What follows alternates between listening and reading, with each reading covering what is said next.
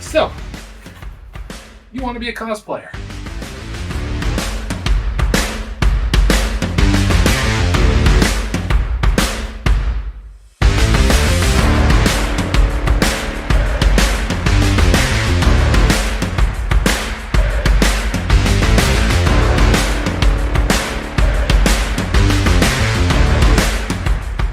Hey everybody, so for this episode I am talking with a good friend of mine, Trisrex on Instagram. He is a fantastic cosplayer, and more importantly, he's just a fantastic cosplayer. Second to that, he is a monster maker, and I mean that in every sense of the term. He has become a absolute paragon of combining old Hollywood and modern cosplay techniques into creating absolutely massive, monstrous cosplay and costumes, puppets, statuettes, that kind of thing. He's been a fantastic friend of mine, an amazing inspiration to me, and so hopefully you learn a little bit more about monster making in this episode. Enjoy. Live again, we're back with another interview podcast, this time with a very dear friend of mine, Trisrex. How are you doing today, my friend? I'm doing good. It's a good Sunday Hell yeah, here it in is. here in the hive, nice and bright, nice and breezy. I'm doing Yeah, good, my man. good. I'm glad we have kind of danced around each other in the podcast sphere for a little while with some mutuals, and so I'm glad that I get to grab you this time. This is, I get it. It's not someone else's podcast, and we're just playing off each other. So this is a good one. Hmm. For those of you guys who don't know, Trisrex is what I call a monster costume maker, and that has double meaning. One, he makes monsters, quite literally, and then also his costumes are monster big. They're massive. But enough from me. Trisrex, why don't you tell us a little bit about kind of what you do within the cosplay hobby? What's your little corner that you inhabit? Because it's a really cool corner that you do. Yeah. I call home to a very niche place in the cosplay community as well as the creative world called monster making. I mean, that's the only way. That's the only way to describe it. That or practical effects. I'm kind of harkening back on some of those old school tips and tricks that you saw from the big screen back in like the 70s and 80s before there was CGI and it was just like an actor and a puppet or a big puppet with rods and things of that nature. Oh yeah, I got my toy with me. That's my emotional support, Xeno. But I am bringing that horror and monster element to the cosplay space, and the cool part about it is I'm doing the same things that they did in movies as far as the outcome, right? But Mhm. I'm just doing it with cheaper materials and a lot of the techniques that you will get when you look at your cosplay world when it comes to like foam fabrication and such. I was going to say you've got that really cool hybrid monster making, which I doubt that there's maybe 50 of you right now, like on doing what you're doing at your scale. These massive, like you're saying, the puppets, right? The aliens, queen puppet styles and size costumes, and then also you're doing this out of foam. You're not doing the latex wrap or the spray Yeah, foam stuff. You're doing EVA, craft foam, foam clay, hot glue, all that kind of stuff, yeah. right? It's Everything you could find in Target or Home Depot or Amazon, nothing special.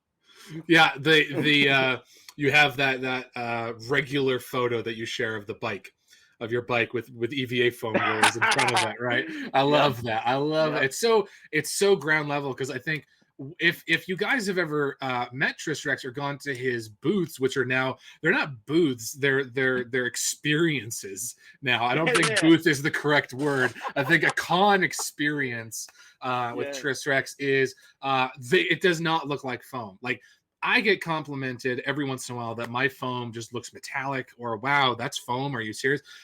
That is like a trifle compliment. When you walk into Trisrex, I mean, you can look behind you.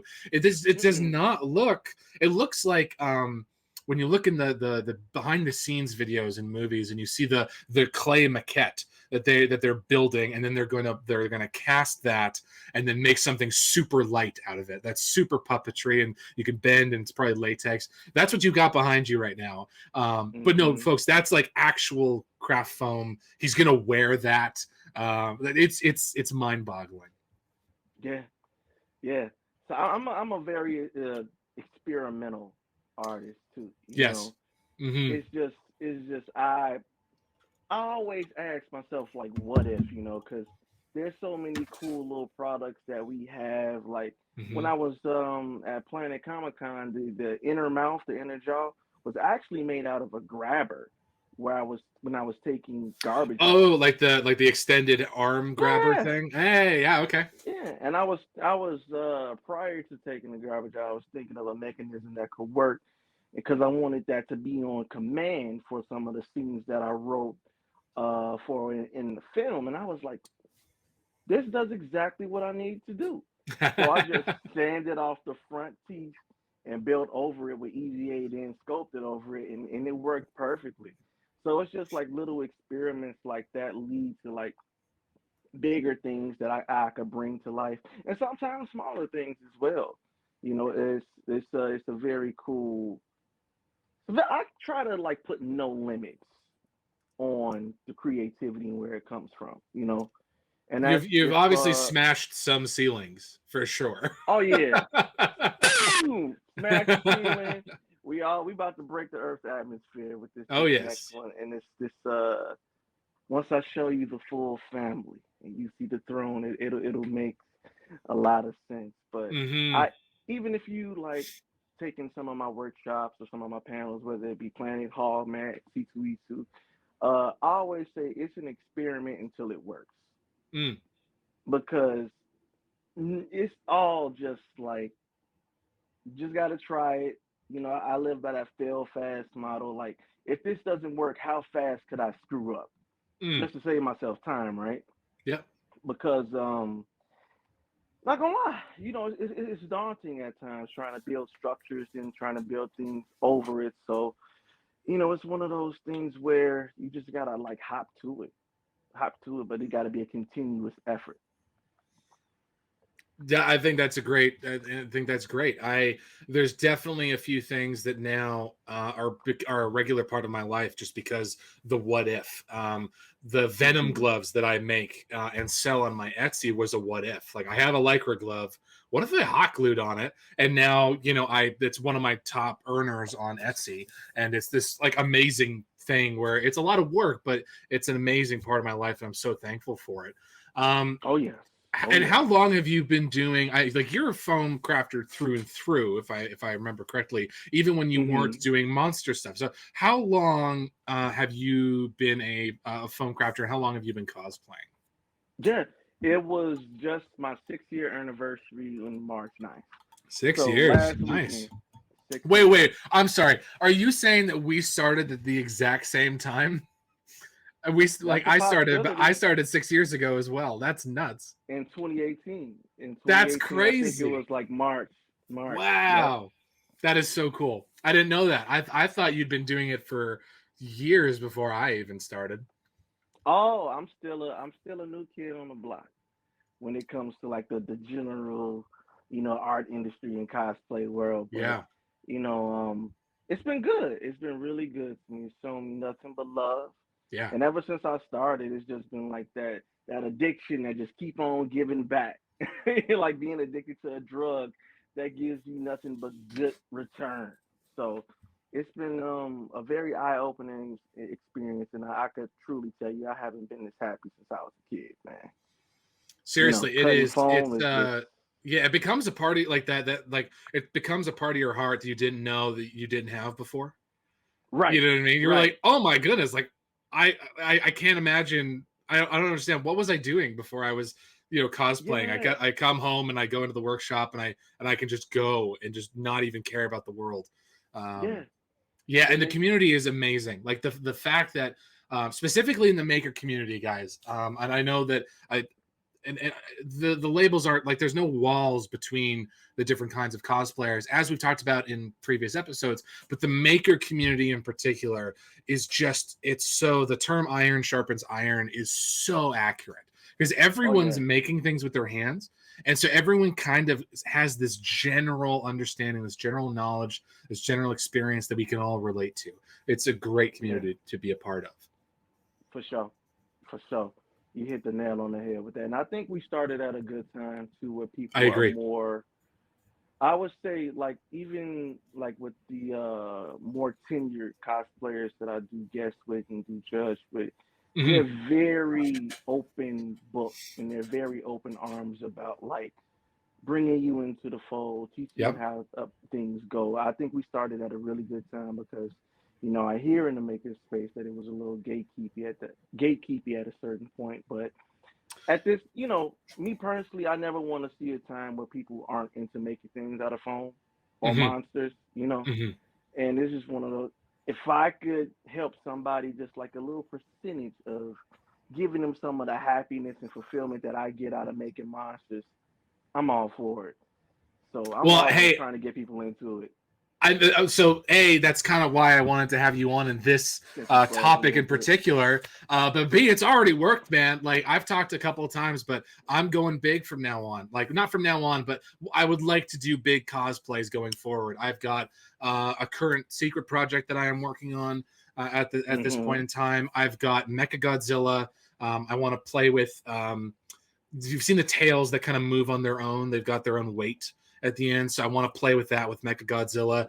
For you Warhammer 40k fans, I have a Imperator Titan cosplay, which is essentially like a Iron Giant. Tris, I don't know if you are aware. Do you know like the 40k Warhammer 40k stuff?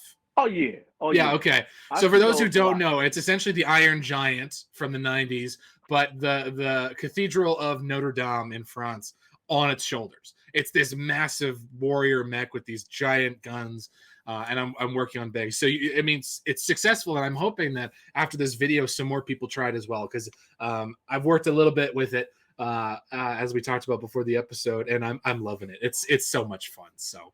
Yeah. Um, so let's just jump into the official questions. We've talked a little bit about you. We talked a little bit about kind of how you're operating. So let's start off with a question that I ask everybody, because everyone has a great and a different answer, which is, to you, what is cosplay in your experience? What does cosplay mean to you? It means a lot of things to me. Sometimes that term gets a little bit it gets a little bit narrow focused, right? Because you're Mm, always thinking about somebody doing a one for one of like one of their favorite movie characters or video game characters, but at the heart, it's really the expression in your love that you have for your fandom. Being able to create and wear that or like puppetize it like me or do all kinds of other stuff with it. So it is a true art form, and that's one of the things that I will always fight for. I see cosplay as the true art form, and the cool part about me doing monsters is that cosplay is really a call on to like how they used to do the old school costumes back in the day of like just an actor being in a suit or just being able to make things out of latex, fabric, foam, anything else they had throughout those times. So it's really like a kind of like a renaissance type of hobby and profession now because it's getting people to do things on their own and getting them out of their way at the same time. And it's a very psychological relationship that cosplayers have with the characters that they're portraying, or in my case, the monsters or the universe that I'm building or portraying. So it's a lot of things. I would hate to say that it's just one thing because um, for some people it's therapeutic, for some people it's a hobby, and then you got people like myself and you and myself that actually, we earn a living, a percentage of living off this stuff too. So it could be so many things for so many people, but it's a call to freedom mostly. mm, It's a call to action to be your true self and just to live freely and create, what you want. And that's one of the things that I'm fighting for as well. I think you're Gotta right. I create think what you want. You know. yeah, your use of the Renaissance art term is a great one. It's almost like the creation of the printing press, where before there was a small percentage of people that were able to make costumes of high degree, or just costumes in general that were good and complex and looked like certain characters. And now you have just everyone is able to kind of print their own book that they want to print, right? They can make the character, they can change the Mhm. character the way they want, they can express it a different way. And I mean, the best examples of this are the fact that, like, I don't mean this in the literal term, but the grandfathers of the modern maker are Evil Ted and Adam Savage, which were movie guys, right? Like, Yeah. most of the old blood of cosplay, if you want to use that term, came from movies. And I think Yep. and one of the things that, because of that, one of the things that I say is, and me and you do this in particular, just because we've talked so often, is that we tell stories with the costumes. Is that there's no, Mhm. in movies, why is your character wearing a leather jacket? Well, is it just because you wanted them to look cool? That's totally acceptable. But is it because his dad wore leather jackets when he was a kid? And he remembers that solely, and it's a way to connect with his dad. Like, your storytelling through your hive, your family, your hive mind that you're building right now is so cool, because I get to see those story elements and your style Mhm. flow through it. And I think that's one way that cosplayers also do it, like, are able to express themselves, is by telling stories. Now, when I know this is such a broad question, just like the other ones, and so we're gonna start broad and get narrow. But what is your favorite part about cosplaying monster-sized costumes? Because, like, you always see the behind-the-scenes photos. You watch panels of guys that wore big suits, and they always talk about, like, oh, so sweaty, and my back hurt for Mhm. months afterwards. And yeah, sure, all that's great. But what's your favorite part about cosplaying in these massive suits? Well, I would say the biggest thing is just getting away from the human body.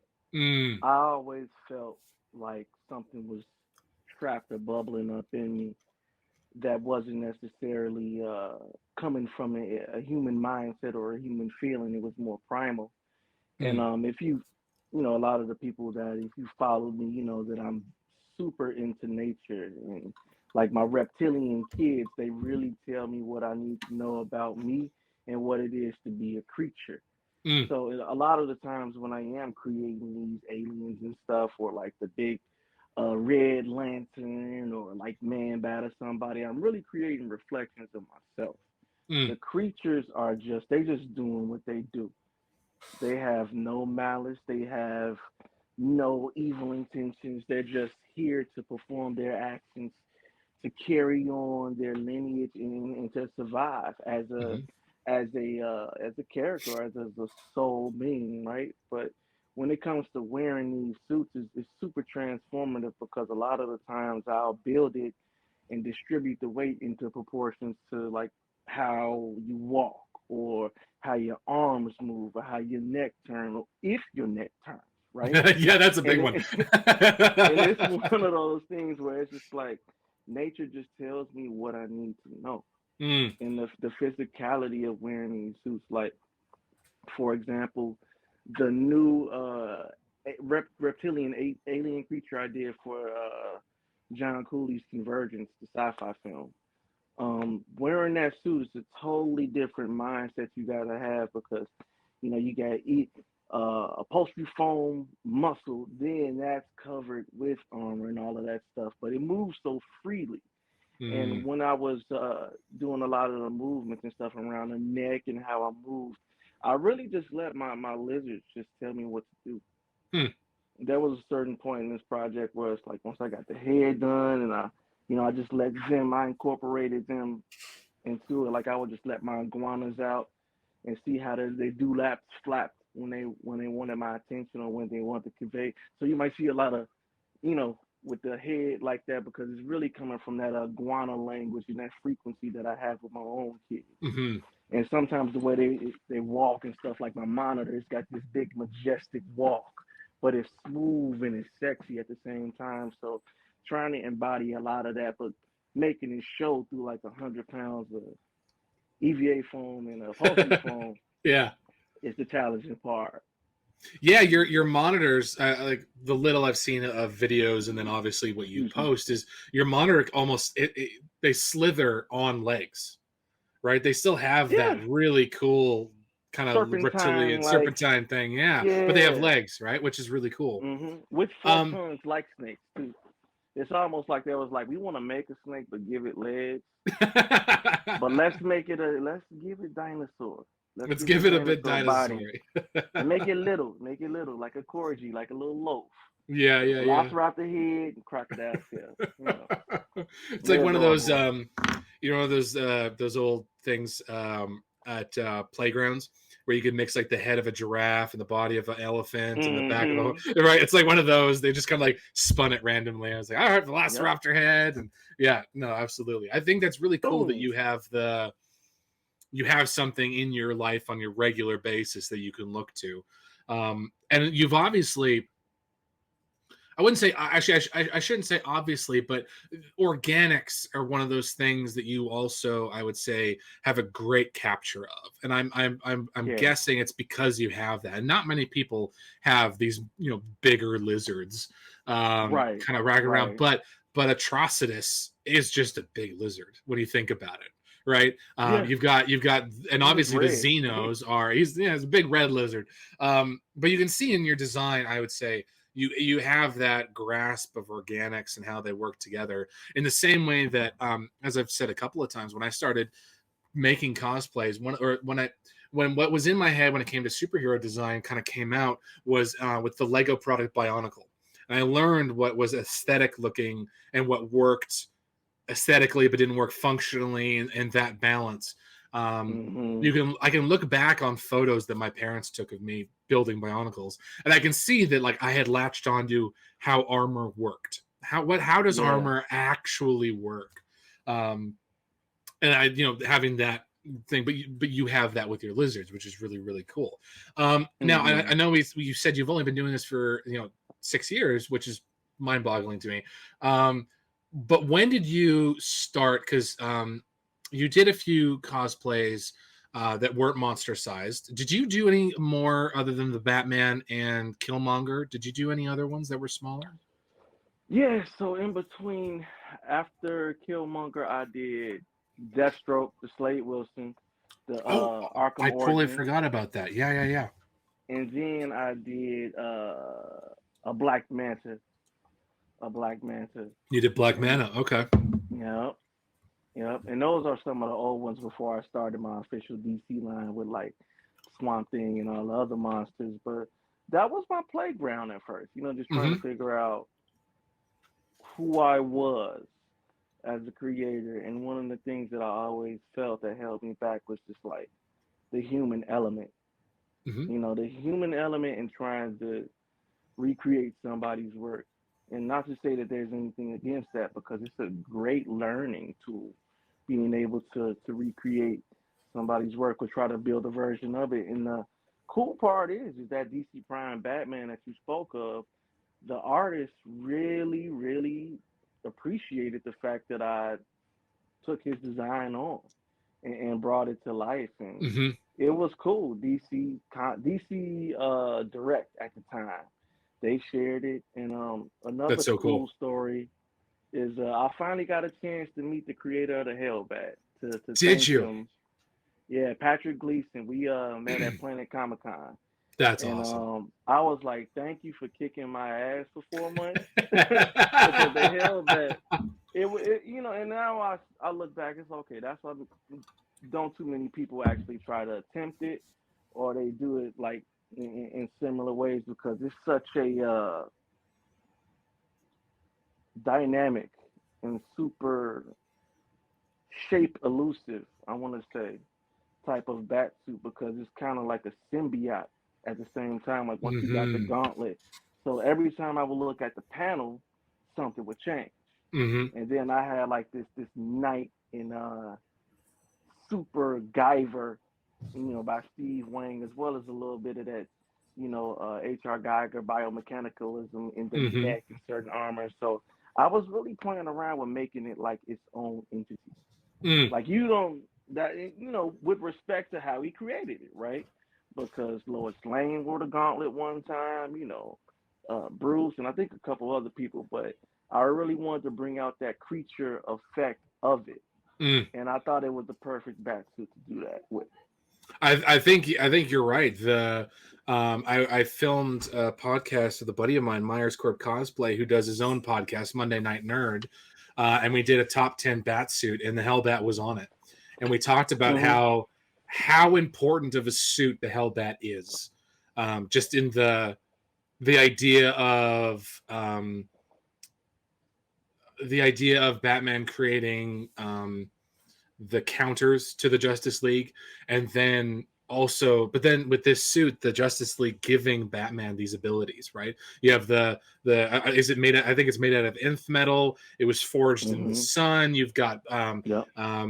You've got Hephaestus putting spells on it. You've got a bit of the Speed Force. You've got the Green. It's such a cool amalgamation, and I wonder if, and you kind of mentioned it, which is the storytelling aspect. It is such an important suit that I think I wonder if a lot of people, and so I'll encourage them to do it, won't make it because they are like, it is such a hard suit to encapsulate all this, important storyline and storytelling into. I think you did a Hmm. great job. I think some of the things that you did on the artistic kind of license side of things also really really good. You've got your style, right? We all have a style, some Hmm. sort of like aesthetic formula that we add to things, and I think you nailed it. But I'm going to Thank ask about you. your first one, but when you step forward, because I know that you've shared some sketches online, but I know that I've also seen a few sketches that didn't make it online, which I appreciate. But what is your first step when deciding on a big project? Is it, for me, I have like a human shape on my kind of online drawer digital thing, and I'll kind of overlay what I want the suit to look like, and then a human over it, specifically with the big ones. I've done this with Mechagodzilla, and thankfully Mechagodzilla has been done so many times. I have so many videos to go after. But with the Imperator Titan, I've had to figure out how the human body is going to stick into it. So is that your first step, or do you have a different first step when starting something like a big cosplay? So when I'm designing my creatures, just Mm-hmm. using the xenomorphs as examples, I'm always sketching them out, just fully fleshed out in Mm-hmm. some type of stance or some type of movement, Mm-hmm. because I really want to see and bring them to life on paper. Mm-hmm. Because once I draw it, it's pretty much that's it, Yeah, right? It's yeah, yeah, ingrained yeah, in my mind. My mind kind of works like a blender, like or like a 3D printer. I can like spin stuff around and yeah. Same. chop it up.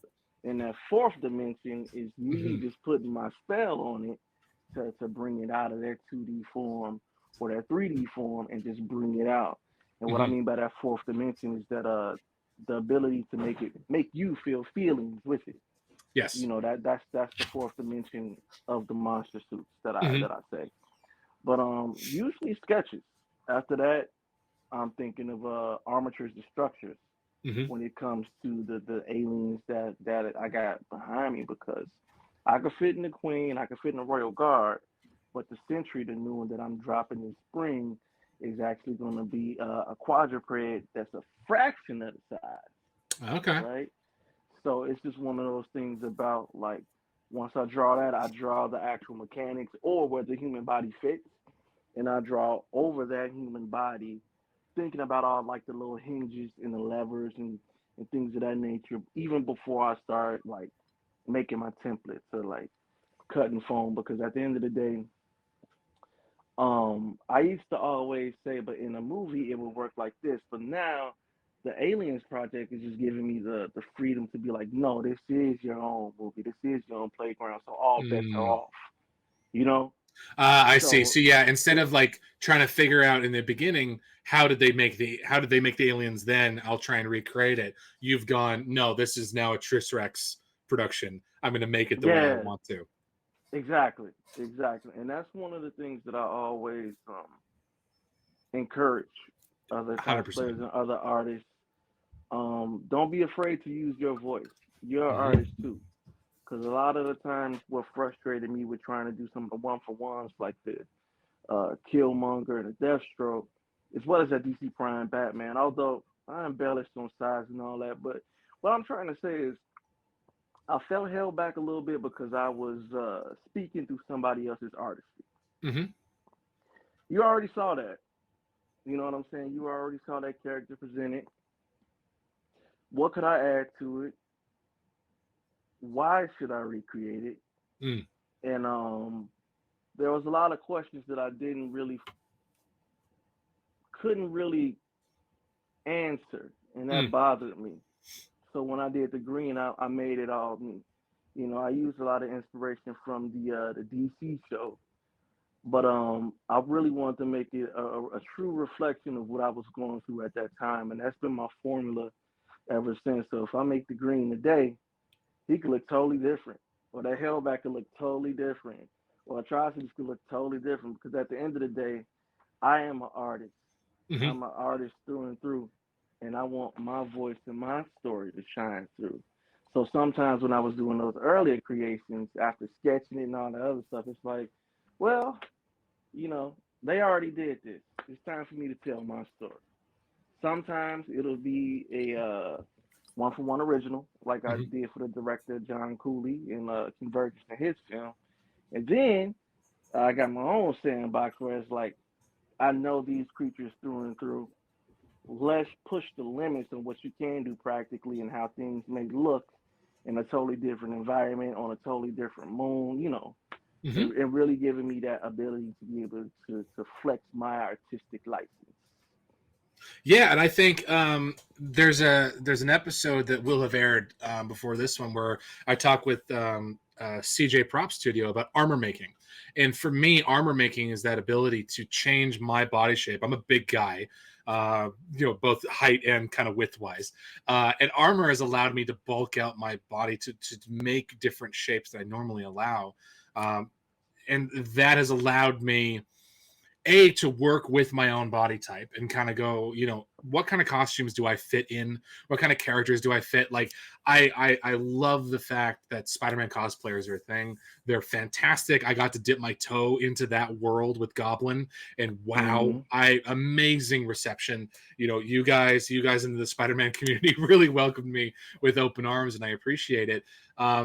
I probably won't ever do a Spider-Man cosplay just because in my interpretation, Spider-Man is a very McFarlane style Spider-Man. He's long and lanky, whatever. However, Green Goblin's just a dude in an armored suit, so I can make that look however I want because that Exactly. I can twist that, I can move that around, and put my own spin on it. And I agree with you, making cosplays that are one to one on somebody else. I've only ever done it 3 times. I've only ever done it 3 times. But one of them, so the first one I ever did was Praetorian from The Last Jedi. And that really stretched me foam wise. But even that one was cool because no one else, I'll say this, I don't think anyone else had made it out of foam at that time, which allowed me so much freedom. There wasn't actually a one to one. It was more like, as long as I look like it at the end, right? I wasn't Mm-hmm. getting the shapes right, all that kind of stuff, but it was a lot of fun. The second one was a mask that I it was an artist that created these like cyberpunk masks, and the third one was off of an anime. Which, if you know animes, you guys know that like the shape, sizes, and relative like ratios when it comes to sizes just changes depending on the art and what's going on. And so I had a lot of Mm-hmm. freedom, but there was also a challenge to that because I had done so many things on my own that uh, bowing to someone else's artistic style and trying to fit my craft into that was its own challenge. Now Yeah, you've kind of gone above and yeah. beyond. You did in a way you've kind of done your time with one-to-ones, which is a great Hmm. way of. I love that phrase, by the way. I'm going to use that, the one-to-one, when it comes to cosplaying what other people have artistically done, and you've kind of you found your place in this monster verse that you're building and have built already. Um, trying to think about when obviously when it comes to figuring out what your vision is, I can only speak to myself, but you do all these sketches, and obviously I know that you've looked at concept art, at video games, at the movies, at BTS behind the scenes Hmm. stuff. I use Pinterest for this. My Pinterest boards are full of saved images, and then I'll circle something. I go, this part of this image, I like this. Figure that out. Do you do that with Pinterest as well, or do you have another website that you use to kind of amalgamate ideas, or is it all up here? It's I would say it's 50-50, because Mm, Pinterest is like that's my best friend. I know, So right? what I do is it's like even in like you say, like the most minute aspects of certain designs might turn into something super big. Like Hmm. I saw this old crab on Pinterest because I've been for my aliens I really wanted to them to look like arthropods. Hmm. Sometimes I felt in the movies they look a little too slick. I want them to look a little rugged and nastier, and like the arthropod family is just so filled with it when you think about insects, crustaceans, and things of that nature. Because I really want them to look like armored bugs. So I would go through and just like scroll, and then the ones that I really like, I save it and then I put it into my Google photos for aliens. Hmm. Hmm. So right now I think I'm in like now, mind you, this has been built since 2020, but I'm like maybe 1,000 plus photos of just aliens alone because it's Yep. been a whole universe. And then the Marines and everybody got their own album too. But it's mostly pictures within in here because I'm trying to match and prove to myself that there's things that look like the shit that's in my head. Sure. How could I reconfigure some of those other images to fit what I want, Hmm. if that makes sense? Yeah, I So a see lot it of the as a Michelangelo sculpture. I usually have this very vague idea of what I want in my head, but silhouette. And then as I find Mhm. things on Pinterest, it'll slowly start to become clear just certain parts of it. And there's a project I'm working on right now where I had everything except the back. And for whatever reason, I just couldn't figure out the back of it. And then I saw an image on Instagram and I was like, oh my goodness, I have the whole costume now. How cool is that? Um, Mhm.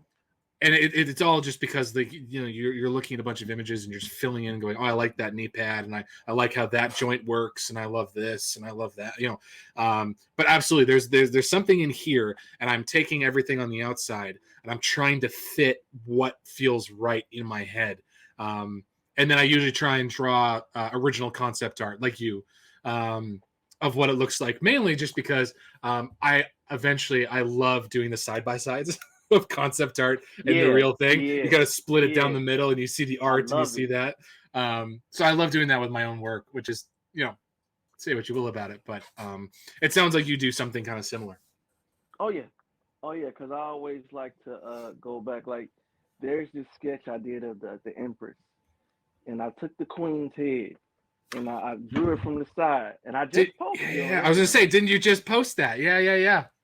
And I was like, because I know once I sketch it, that's how it's gonna end up looking unless I deliberately change some stuff. Mm-hmm, So mm-hmm. me sketching it, no matter what angle, no matter what it's doing, it's kind of like printing it indefinitely in my mind. Yeah. And it was cool to see that picture. I think my auntie got that picture or something. But just seeing her from the side like that, it was like, good Oh job, yeah. Chris. That's exactly how you drew it up. Yeah. So it's like those I little have a cord moments that make me board so right by happy, my bro. workshop. Oh, sorry. Oh no, you all good. I was just saying some of those little moments like that is just it really makes me happy because my execution is getting better and better over time, and I'm always striving for that. there's those moments where you put something on for the first time, or you make it for the first time, and you just go, "It's working! It's working!" Mm-hmm. Your inner child It's is just alive. vibrating. It's It's alive, alive. exactly. Oh man, yeah. I was like, I have a cork board over my workshop where I've now, because I've got the full concept of this project. I have it broken down in like front facing and side facing. And I've got all the individual parts: the arm, the leg, the back, the body, the head, and I have it over my workshop, so that I can look at it and I don't have to like run over to my computer, but also just to inspire me every time. I just go, look, I have the shapes. I know how I'm gonna, like, I don't know how I'm gonna make it, but I know what I'm going for. I have the Yes. visual, physical representation right there. Okay, so not to move on, because obviously we could spend a whole bunch of time on this, but so you've sketched it out. You've gotten into you were saying shapes. So what are some first steps you when you actually start cutting foam? And obviously we're foam crafters. I know that you do a little bit of templating. Correctly, you make the shape out first, and then you see what's going to work and what's not going to work. Uh, excuse me. So is your first step trying to figure out and source strapping and reinforcement? Is your first step to simply build out generic shapes, and then you're going to put detail on top of them? What's your first step after you've figured out what things are going to look like on the concept art? Well, nowadays my first step is the armature. Armature. Okay. Based off the size of the creature, is this going to be worn by a person? Is this going to be a puppet half worn by a person, kind of like the queen or royal guard, or Right. is this going to be a full-on puppet? Okay. And then right after that, taking care of hinges, PVC, wood. How are they going to move this arm? How are they going to move that neck? All of the puppetry things that I need to do, Mm-hmm. and also how to make it survivable. Like say for example, like some of the enhanced colonial marines armor. How am I going to make it comfortable for my actors, Right. who I'm asking a lot of, and Yep. sometimes 80-degree weather. You know what I'm saying? 90-degree Yeah. weather, or sometimes it's 40-degree weather. But um, silhouette is the next, because as a monster maker, you could get a lot of things right, but if you don't have that silhouette and then the size to go along with it, it's kind of off or not. So a lot of the times when I'm blocking things out of my mind, I'm creating from the outside in. Like Outside when I in. Okay. created the queen, I was like, the first thing is first. I got to get the carapace right, right? Mm. And then just thinking about that silhouette, how it looks from the front, how it looks from the back. And that was before I got to all of like the details, like her raised spikes, some of the you can see like some of the wear and tear, like where she did battle at one point, things of that nature. Some of that stuff comes last when you want to drill down and really get into those details. But silhouette and armature are the first things that I'm thinking of, because size, silhouette, safety are like my three right there. Because I got to make it safe for people to interact with as well. You know, I'm asking a lot of these creatures, but I'm also asking a lot of my team too, or my cast in this point. So, Mm-hmm. just making sure that they can safely move and act with these puppets is always key. Because as you know, sometimes after all of that sealing and all of that paint, that foam could get rock hard. And at the right shape or something, it could be a little dangerous. Yeah, no, that's definitely something to consider as well. And I think I'm guessing, I don't think, I haven't made a xenomorph before, but I'm guessing that because it's such an alien look, the armature of like, okay, how are wings going to work? How is the tail going to work? Is the tail moving, or are we just doing like a static, solid tail? That's got to be one of those first things you got to look at, right? So that Oh I mean yeah, that makes sense, but it's still good to hear it like you say it. You know what I mean? yeah, yeah, for sure. And one of the cool parts is, while creating these, like the Royal Guard, I want it to be dynamic. I want him to be able to run, jump, and Mm, that's the Praetorian. That's the first one. He's the most dynamic, but the Sentry as well as the Empress were made for specific scenes. right. So it really gave me the freedom to be like, okay, I know I wrote this specific scene this way. I know how that storyboard looks in my mind. Yeah. Let me cover A, B, and C to make sure that we could get to that point somewhere in the film or Hmm. somewhere when it comes to like the articulation test, I need to be able to see it. So it makes it easier because I don't have to guess because I know exactly the end goal and what I want them to do. Because at this point, I just look at them as actors now. Like they're no longer creatures; they're my kids, but they're also living, breathing actors too. And I kind of want to make sure I take care of my babies. Like I always talk to them, kiss them, but I want to make sure that they're good too. So a lot of the times, I'm thinking about storyboard, silhouette, Hmm. size, and then I'm thinking about the safety when it comes to the contraptions or the armatures that I'm building over to make sure that other people can work with it. I can't do it all by myself. I can create it all, but I can't make everything go. So, No, of course, yeah, that's something that I'm having to deal with as well for the first time. Originally, just because I did armor cosplays, the most that like thinking I really had to do was how am I going to put it on? Um, is this strap going to be aesthetic only, or is it going to be functional? But now, when you get big, you do have to go okay, like say Mechagodzilla, for example. I've seen Mechagodzilla done where the guy is standing straight, and it's sort of like have you seen like the behind the sets photos of Zathura, those lizards, where the guy like he's kind of standing and the lizard comes out and forward because the lizards are like raptors, they're like leaning forward. And so instead of putting an actor in hmm that like 90-degree shape for hours, which is horrible in the back, they have them standing, and then the lizard comes out forward like this and going okay. So I've seen Godzilla and Mechagodzilla where someone's standing up and then Godzilla kind of comes out as an angle. I've seen people do it like the opposite way where they've got like supports in their back and everything's kind of pulling them back, but they're leaning forward to get the better feel. How is this going to work?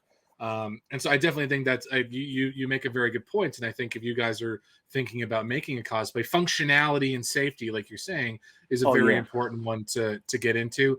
Um, I think you also brought up a very good point, which is finding the balance between functionality and aesthetic is something that hmm is very important, especially within monster making. And that's something that I look at, like say World of Warcraft armors, and I love the look, and even Warhammer, but like those shoulders do not work, man. Like it's one of those things. My brain just goes, yeah, but they don't work. Yeah, you need like when you wearing one of those Warhammers, you need about like at least two spotters Yeah, right. just for your size. Period. Just because like Yeah. the shoulders are the size of you, so it's Hmm. like then you're gonna probably gonna be on stilts. Most Yep. of the good Warhammers that on stilts, shoulders about the size of a trash can, Yeah. and yeah, it's a very you gotta do some thinking with that one. Yeah, That and would even be like fun. where I where would are the just like shoulders to going to draw hang one from, one right? day. Yeah, I would like to just draw one day. I'm gonna do something mechanical again one day. No I've having time to do this soon, with but the Imperator Titan because the Imperator Titans are humanoid, but their skeleton is so wrong. Like it's sort of like Gundam, where the Gundam shoulders come out way longer and farther than humans, and so you find a lot of Gundam cosplayers. Their arms are actually outside of the suit, and they have the Gundam arm is on like the outside of their arm, and so they're kind of moving it like a real exosuit that you've seen in like from Japan, where their arms are moving and then the robot is kind of mimicking it. hmm With this one, it's their hips are so wide that a human like it would look wrong if I were to simply just move it back into position. Um, and so I'm having to figure out, okay, how is that going to work? How am I going to be able to lift my leg from um, I'm trying to think. Oh yeah, here we go. So like if my foot is only on this end, is it feasible to be able to lift up an entire thing and move it? Am I going to be like you're saying hmm a puppet, or is it going to be an actual moving costume? And I think that's something that everyone should consider when making a larger kind of cosplay. Now, off that topic, are there parts of monster costumes or big costumes that maybe a beginner should just avoid for now? Get comfortable with making something big, get comfortable with being very, very hot and sweaty and being in an enclosed space. Like, for example, tails or wings. Is there anything like Mm-hmm. that maybe a beginner kind of, maybe like, tone it down for a little bit, just in the first one, just to kind of get used to it? Is there anything like that, or am I kind of being like a fear monger here? You know what?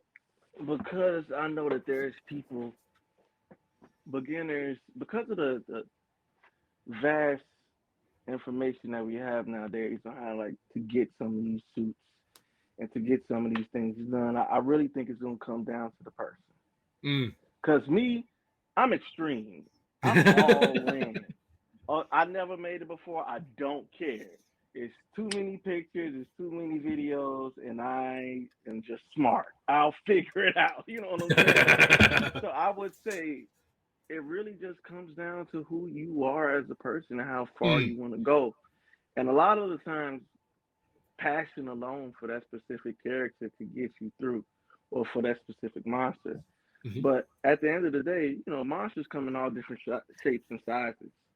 Like I did a workshop on face hugger. Did a face hugger workshop. I got a chest burster one in mind too, with the little chest burster strap on, and a lot of those details as far as like how to make different armatures out of foam could carry over into some of the bigger and more medium sized creatures. So I wouldn't say stay away from anything. Mm. I would say, I mean, honestly, I would say go with your heart for that first time. Because if you already love that creature or that monster, it's gonna drive you to really want to finish it and really to Excuse get me. to that finish line. So Mm. for some people it's like yeah, but I'm speaking. I think my tone and frequency goes more toward an extreme audience anyway. So I'm gonna say, hey, go ahead, build that trimmer, or build that thing from Star Wars.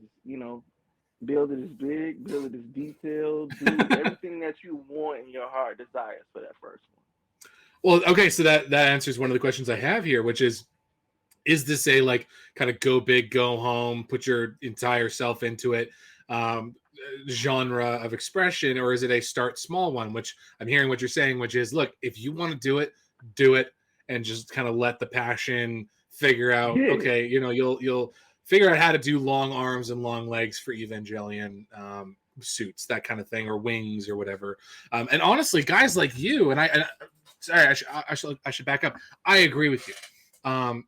Mainly because I'm doing it right now, and I'm just kind of going, screw it, I'll figure it out, you know. yeah. You gotta But jump in. also, there's enough guys like you who are out there doing this, and there's enough. You've got Evil Ted, you've got Adam Savage, you've got SKS Props that are making awesome foam stuff that share so much of the process that Hmm. you might be able to pull something from a smaller cosplay element and bring it into a larger one like monster making. Um, so yeah, no, I totally agree with you, and I think I would encourage people to do that as well. And it's in the Yeah. same way that I have a poster from Weta Workshop that I love, and I haven't been able to put it up at this new workshop area, but it's just make something. It doesn't matter what Yes. it is, Yes. just make something. And I Yes. love that, the idea of I like, love it. do it. Like, what if? What if it works? It's the artist. It's the artist. Just do it from Nike. Yeah, That's yeah, yeah, that's yeah. our just do it. Just Mm-hmm. make something. That's our Nike slogan. That's what's up. I love that. Absolutely, I think that's Weather is fantastic. always they're always ahead of the curve when it comes to certain things. Yeah. So I'm not surprised. I'm not surprised. And shout out to Spicy Tide too. That's my boy. Oh my goodness, yeah, he's so good. I love him. I gotta. Well, next time he's in the states, Yeah. or if I get a chance to go over to New Zealand, I gotta meet him. That's a very good friend. His Witch King that he did now, the fact that that's all paper mache and cardboard blows my mind. Yeah, Blows my mind. it's like, and nowadays just seeing that it's available.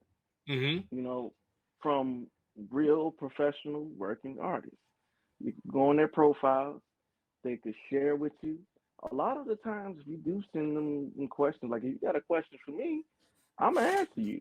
It might not be the answer you like because sometimes when it comes to certain things, I'm like, I'm not gonna lie to you. Some of this shit is not for the faint of heart. So when it comes to, your original question, um, making sure that you love it and just going for it, but just know that monster making will kick your ass Mm, despite the size or despite there's some days that you will just get your ass kicked. hmm And now doing it professionally, there is, yeah, you're gonna have your good days, you're gonna have your bad days, but you're gonna mm. figure it out. At the end of the day, you gotta have a xenomorph. Right? At the end of the day, I gotta have a big thug lizard in armor, you know. So it's different, but it's not. I would say the monster making, when you get to a certain size and certain level, it's not for the faint of heart, which is why a lot of people do it in teams. But this project is so personal to me that I gotta do it myself Mm. because this There's is where it all started. It's very personal. it is and it's so, and like you're like there's that like I've been saying, I've said it a couple times, there's that style, right? I've over the years, people have told me that, like, oh, that's a Freakish workshop, it's so Freakish workshop, or I can see your style in it, and I was always like, nah, not really, what. But now I look back and I go, yeah, no, there's something about my style, there's something about your style, and there's something about your style of cosplaying, whether or not you're just about to start or whether or not you've been doing it for a while, that I can guarantee your heart. Um, you've heard the expression, you wear your heart on your sleeve. I'm telling you right now that cosplayers wear their heart on their phone. Yeah, yeah, it is in their phone. And I yeah, think monster making, like I've kind of hinted at, I have started working on it. Has definitely pulled through, and you can tell that there's something very personal and very me about what I'm doing. yeah. Now, and I don't want to, we're kind of getting to the end here, but I don't want to end on a bad note. But I do think it's responsible of us to kind of talk about some cautions. People who are just Hmm. starting and they got the passion to do this massive thing. What are some things that you like? I don't want to say mistakes, but what are some things that you learned through a negative experience when you were monster making that you would say try and save some people from going forward? I have the question here is, what are some cautions or things to look out for when creating a monster sized cosplay? So take it away. Well, I'm gonna go with a general one first, and I think a lot of people might notice, but I had a bad run in with Black Slip when I first started using it. Mm, I was priming and sealing Black Manta I had the window open, but I was in a small den. And what mm, I want to say is when it comes to making like all these stuff pretty, all that stuff is toxic, like super, super toxic. So wear your PPE, wear your gas mask, wear amen. your Amen. respirators, not gas masks, but respirators. Wear your goggles, wear your gloves, and yeah, just be safe. Be safe. But I would say one of the biggest things when it comes to making these monster size ones, working on the armature, just know that you want to be safe, but you also want to make sure you don't have any like screws sticking out here or Mm, like anything that could chip and rub off to hurt the actual monster or some of the people that you got puppeteering the monsters. And then with me, it's like I'm taking them to conventions too, so I want it to be super safe just in case it bumps into something or you know it just doesn't hurt people. So making sure that the size and weight ratio are good and even so you can have it like on certain angles and make it move dynamically. But safety is just like making sure like those sharp edges, dull mm, them out a little bit. As cool as they look in your studio and all that other stuff, when you're talking about working with actors in action scenes and you like got aliens flying across your backyard and you got your friends jumping on beanbags, safety is a huge plus for me. Making sure to keep things safe. So make sure that your armatures are safe. Make sure that all of those bladed tips and serrated tails that you see behind me, dull them out a little bit. But mm. double check everything and just stay safe with your PPE. Wear elbow pads, wear knee pads if you have to. Wear a Mhm. helmet if you have to, because a hammer fell on my head while I was working on the queen. Oh no. But luckily I don't have a neck. I'm a strong guy. So I just shrugged it off. You know, I was in hive. I had the hive mind save me. Let's just say that. That sounds good. Yeah, I one of the guys from Geeks and Co, big kind of community cosplayer guys down in Southern Ontario here. He made some really cool Doc Ock arms, and just the weight. You know, it's in your lower back, within like the cannon, right? And unfortunately, he kind of messed his back up with it. And there's some other guys that unfortunately have. I want to say the guy who. No, never mind. I'm not going to go into that because I don't want to like spread rumors or anything. But like, suffices to say that you can go to pretty much any monster movie and talk talk to the actor, and them going, yeah, no, my back was messed up because we didn't think about this, or you know, we didn't want my back to be messed up, so we changed it a little bit.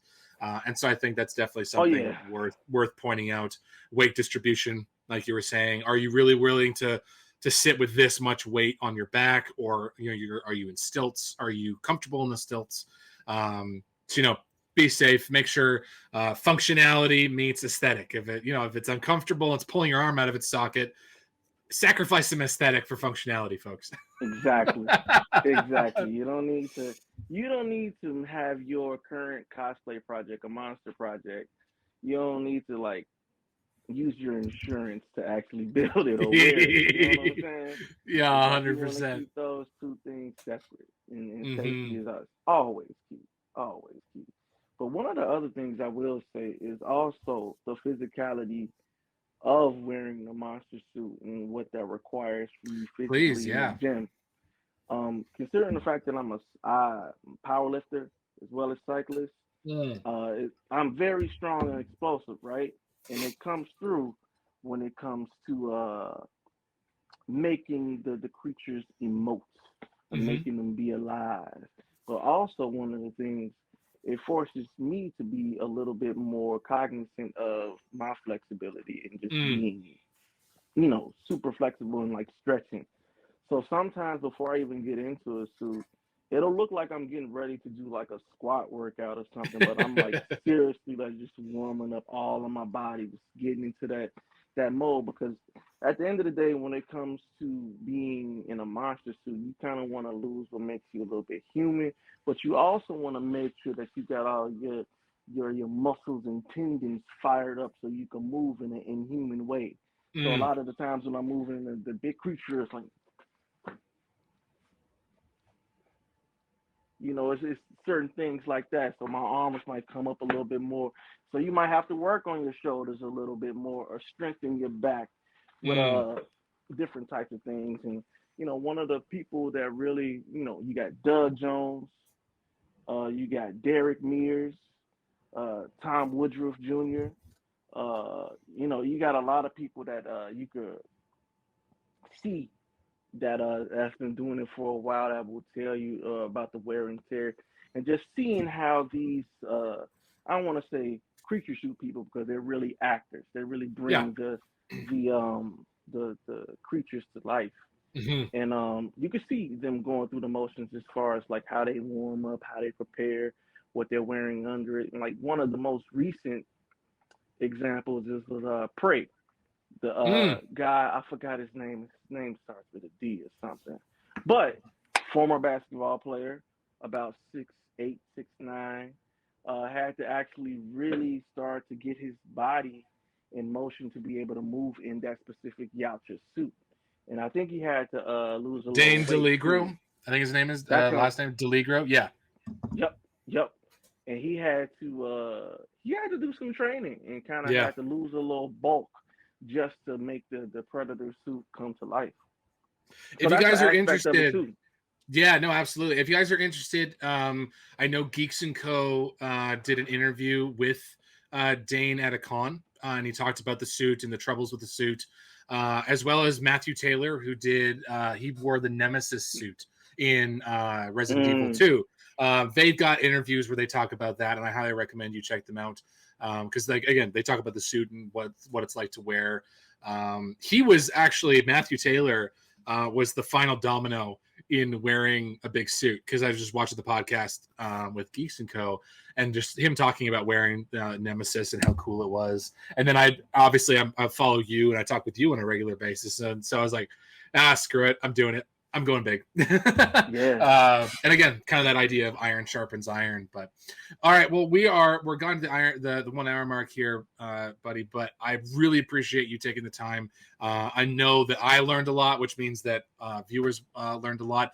Are you just on Instagram, or do you have any other place that we can find you? You know what? Trisrex on all social media platforms. You should Cool. be able to find me there. But Instagram is like my business card almost. So yeah, that's most cosplayers now are just on Instagram. So Instagram is like where the artists still have a little bit of a community. I agree. I will have the link down there, guys.